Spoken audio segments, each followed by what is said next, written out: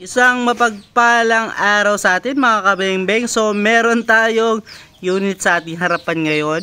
Ang unit na nasa harapan natin ay isang Nimrod PCP. Ayan po. Ang unit ni Sir Dizon na taga-Tarlac. Pinapasubok niya po mga kabengbeng. So yan po ay brown variant. May black variant po tayo niyan mga kabengbeng. So, isa sa mga pinaka budget meal at pinaka sulit na PCP ngayon. Ang ating Nimrod PCP battle tank, kaya po napakaganda.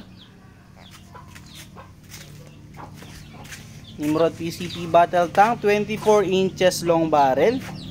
Then 3000 PSI input, then 1800 PSI output po. Yan, regulated na siya. Napakaganda, di ba?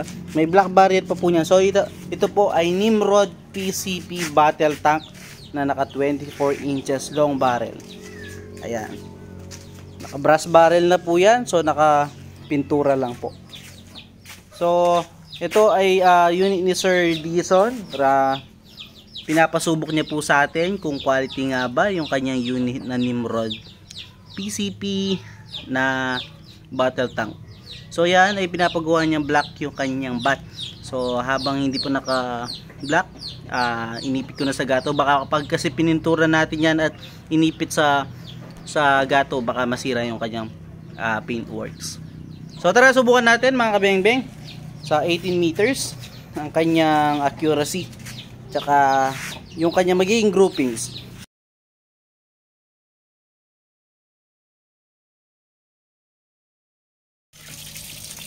So yan mga kabengbeng, ilalagay na natin yung ating side cam mount sa ating scope. So yan, straight from the camera po, walang daya po yan mga kabengbeng. So nagkamali ako na gagamitin natin pellet, gagamitin natin siya ng Astro 18, hindi Meteor mga kabengbeng. Astro 18 pellets po ang ating gagamitin. So zoom natin para mas maging makita natin yung ating mga bawat impact ng bala.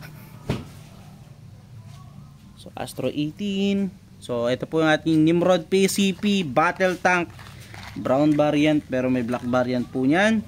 So susubukan natin ang unit ni Sir Dizon na gusto niya is black variant mga kabengbeng. So iba-black natin to, walang problema yan. So Astro 18 ang ating gagamitin sa 18 meters. So, first shot po tayo using Astro 18. First shot.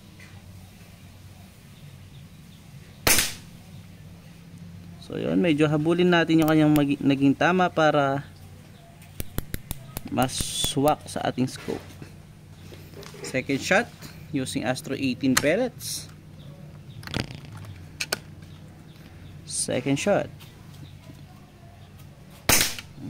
So yan, napakaganda using Astro 18 po.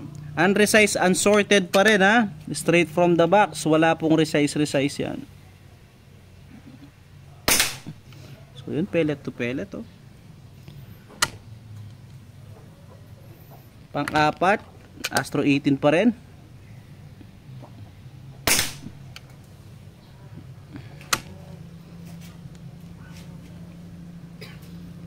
Pang-lima, Astro 18 pa rin po.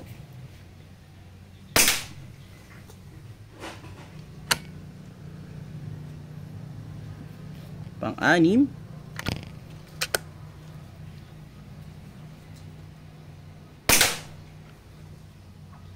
pang-pito,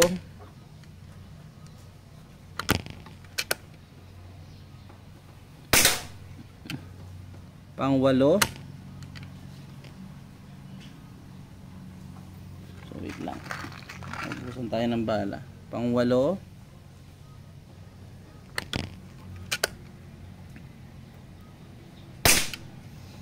pang-siyam, walang flyer oh. At pang-sampu.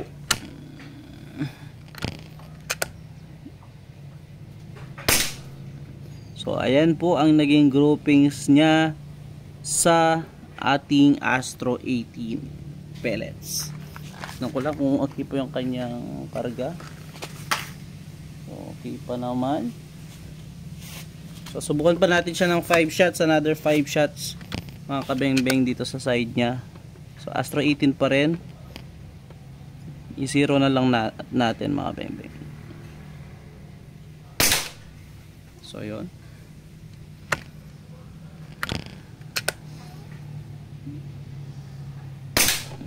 Yun, naka-zero na.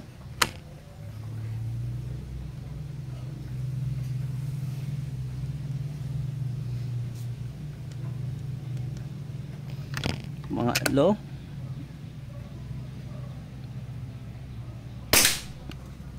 Pang-apat.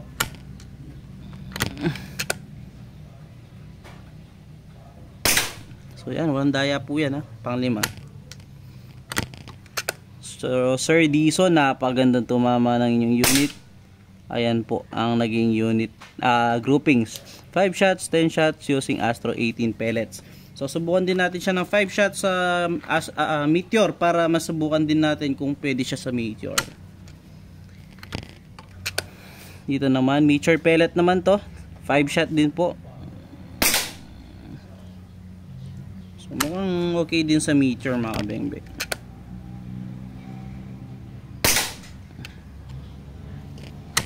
So Meteor ito, unresized, unsorted din po. So yun, di gaanong kagandahan tumama sa Meteor mga kabeng-beng. Ano? So dun tayo sa Astro. So yung kanina naging grouping sa 5 shot ng Meteor, while dito po sa ating 10 shots and 5 shots sa Astro, okay na okay. So yun po yung naging groupings ng ating unit na Nimrod Battle Tank PCP. Ayan. Napakaganda. At napakaganda rin po tumama. So tara, puntahan natin yung naging groupings ng unit ni Sir Dison.